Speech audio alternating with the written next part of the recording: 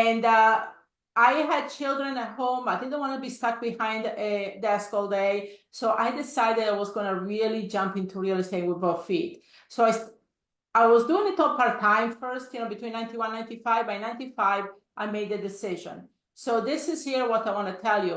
First of all, you have to make a decision. Give yourself a deadline.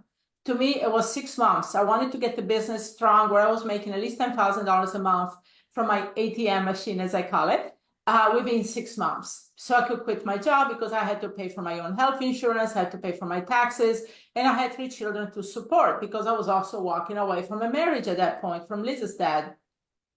So in 95, I really formally got in wholesaling on my own full time. Now, I've done wholesaling all the way through. I actually started virtual wholesaling in 96 because at that time I was living between the Midwest and New York. I got licensed both in Missouri and in New York State. And I was doing wholesaling back and forth as I was living part-time between the 2 places. And so I started doing virtual wholesaling before it was even a thing. It was just out of necessity. Back then, we had a fax machine and a rudimental computer, okay? No even cameras. So the first digital cameras are coming out in 96, 97. So I started doing it. So I can say I'm a pioneer about wholesaling. I've done it before it was even a thing, okay? It was called flipping a contract. I've done it before it was mainstream. Some of the real estate contract that actually we share with our students is the one that I created back at the beginning of the 90s when I couldn't find a contract out there to support how to wholesale.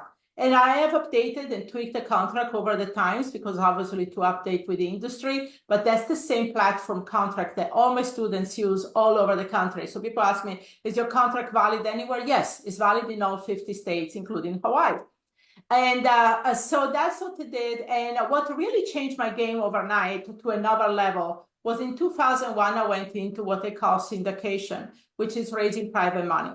And private money is basically, you create these money partnerships and syndication. And I was able to basically have a blank checkbook to go buy property. So now I start going to the courthouse steps, buying a ton of foreclosures, REOs, buying deep discounts because I could close in 3 days. And then I got into new development. Some of the pictures there on the slide that we showed earlier show some new houses. We built a new developments. And so that's what private money allowed me to do. Okay, so wholesaling has always been a thing.